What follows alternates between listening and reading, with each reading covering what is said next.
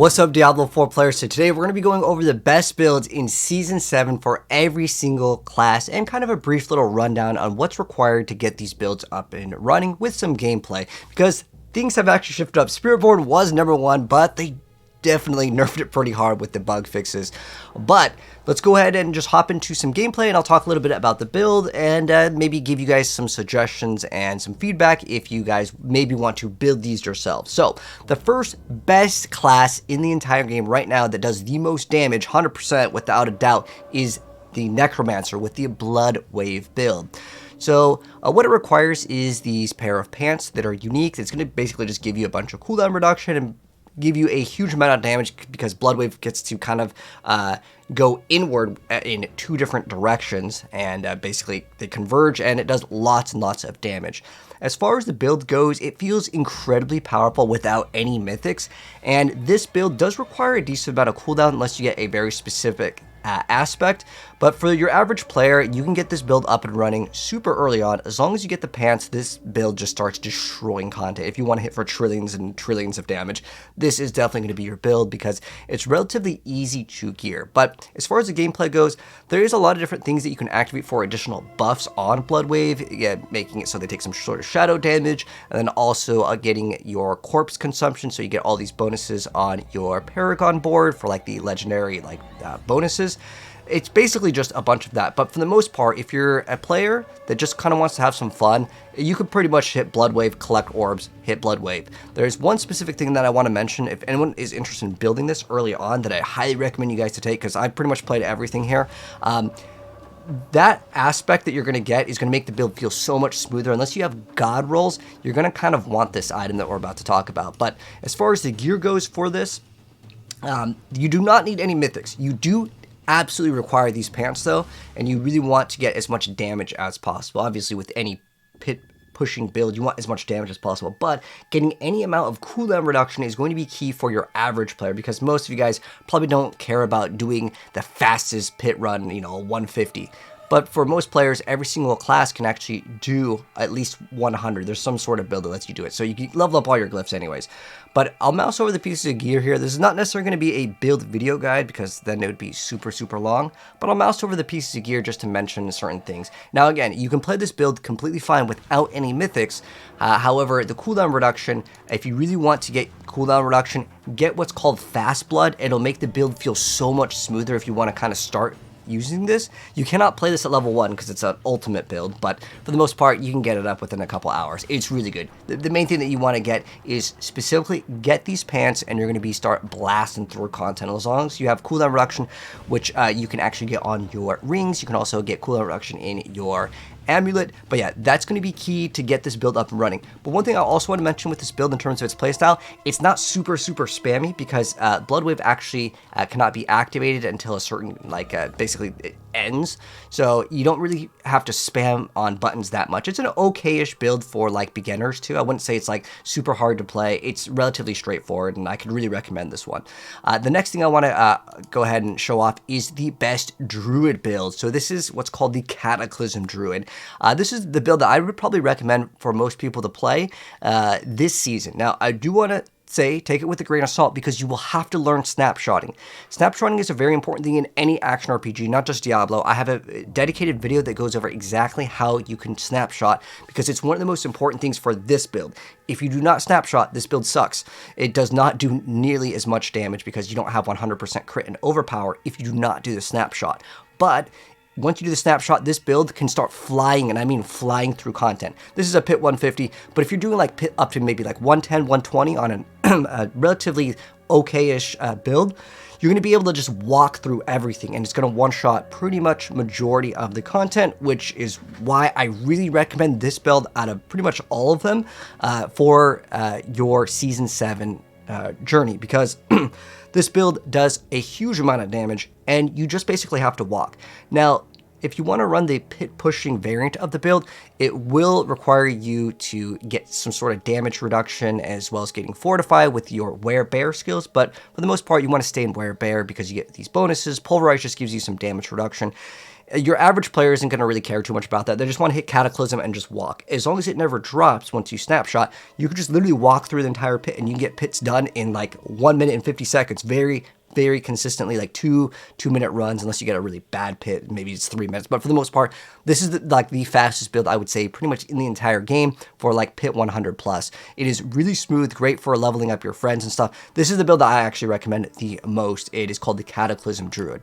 Now, what's cool with this build, you do not need any mythics with this build. The one thing that you will need is Tempest Roar for sure, and then also there are 2 other uniques. But one thing that's cool with the season journey and the little like bounty board that you get all of your rewards from is getting all these uniques is going to be super easy. You do not need Shroud of False Death. Mad Wolf's Glee will be totally fine if you get that, because it gives you werewolf skills. Werewolf skills will then make it so your storm skills count as werewolf, so they get all the bonuses from that as well as all the paragon bonuses. So like pretty much you do need uniques for this build, but you do not, again, you do not need any mythics for the build. But pretty much your goal is to utilize the Cataclysm, and it's going to automatically apply vulnerability too, so you don't have to do any like clunky things to apply vulnerability. I like this build the most out of all of them, but in the build that I'm going to link you guys is going to be a lot more beginner friendly, and the reason why is you have to get like really perfect rolls on like the cooldown reduction in order for the build to feel really smooth, unless you play my version of it, which allows you to run a one-hander and an offhand, which will give you more cooldown reduction, and you can get extra damage multipliers with the bonus max resource, as well as if you want to run Vex Rune, that is another great option. Again, the whole goal is to never drop Cataclysm, because if you drop it, then you have to re-snapshot, and it's very annoying. So pretty much, you hit Cataclysm and you just walk. That's it. After you snapshot. The rest of the skills, if you want to activate them, sure, there's bonuses and some damage reduction. But it is, by a long shot, the #1 recommendation for players this season. At least if you're asking me. Next up, we got the Earthquake Barbarian. So it did just recently get a fix on the chest piece, which actually makes it stronger because it actually functions properly. But as far as this build goes, it does kind of feel a little bit clunky. And the reason why is you don't have a button to push for Earthquake. So the way that the build works is you stand still or you do some sort of damage, you're in combat, and then it's going to start generating these earthquakes. You will then activate your Hammer of the Ancients to then pop those earthquakes that are on the ground, and then it's going to explode. So it doesn't feel very responsive in terms of a build.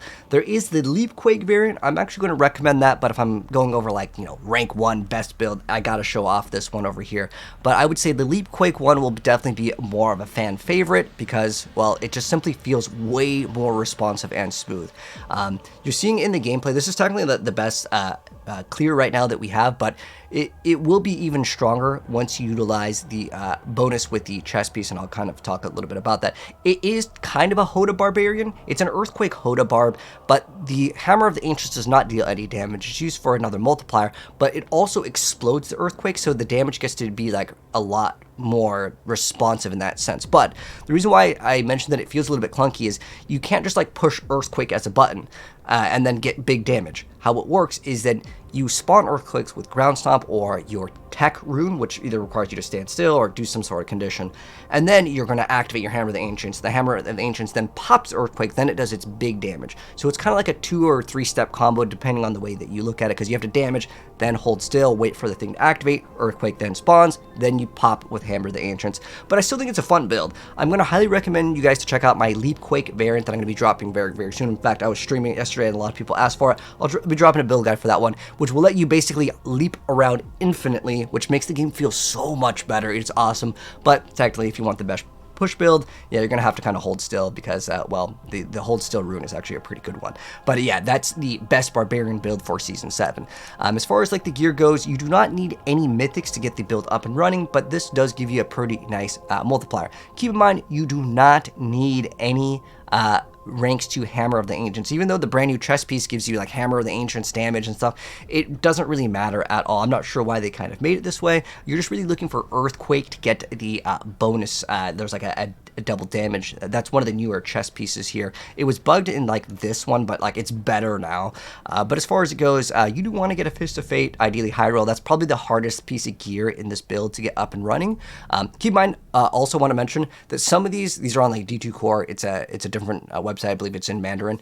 But some of the stuff, if it doesn't like makes sense. It's because it's all translated here, and I want to show you guys like as close as I can for like the best build. Some of them, if they're uploaded in Bilibili, I'm just gonna find a YouTube version of the same build basically, but they're pretty much going to be identical in terms of the gear requirement for this one.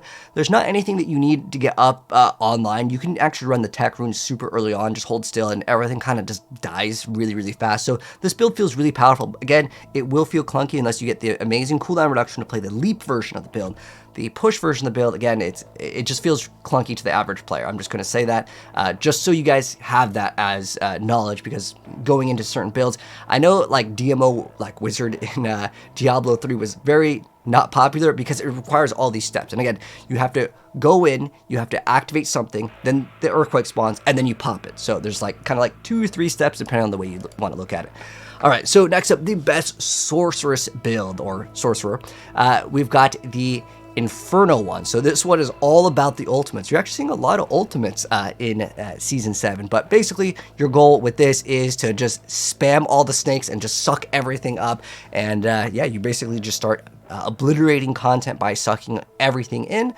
It is a relatively intensive spammy build, just as a heads up. It's not like what I would consider like super hard to play because everything gets grouped up, but one thing that you do need to kind of watch out for is because this build is very clutterish with like the amount of stuff that's going on, like your screen is absolutely going to be cluttered with all of the snakes that you're constantly summoning. So you might not be able to see certain things that may explode, which is kind of annoying. But for the most part, Diablo 4 is a relatively easier game. Not like Path of Exile, we have like a lot more on-death explosions. But yeah, you're going to be spamming pretty hard with this build, just as a heads up. But this is the build for the Inferno Sorc for Season 7, and I'll go over kind of like just a rough showcase of kind of what's required. So getting cooldown reduction is going to be key here. Shroud of False Death is in pretty much every single build, but Druid would be the one build where I'd say maybe you can get away without running it, but you can see it's Flicker Step. Again, everything is revolved around Inferno as your big source of damage, but again, you're going to get Tal Rasha's Ring. A lot of this stuff is kind of like the same thing we've seen time and time again with the Sorc, which is like conceded, you run Tal Rasha's, you get Shredding Blades, a Storm Swell. It's kind of the same thing that you've seen. You can actually use a lot of these pieces of gear to build other things, which is kind of cool. But you are still going to be running Shatter as well. It's kind of the same thing every single time with Sorc. They're always doing something with Shatter, but you're going to have to also freeze the things to get all the bonuses. So you have to kind of time certain things, but for the most part, it's a pretty spam-heavy build. So if you don't like pushing buttons, I would say maybe not this build. The Druid, again, it's probably my #1 recommendation. So next up over here, we have the Rain of Arrows Rogue. This is the best rogue build for Season 7. And this build, I would say out of all the builds, if you are a piano master and you want to spam those keys on the keyboard, this is the build. It is very micro intensive because you have to spend all of your resource.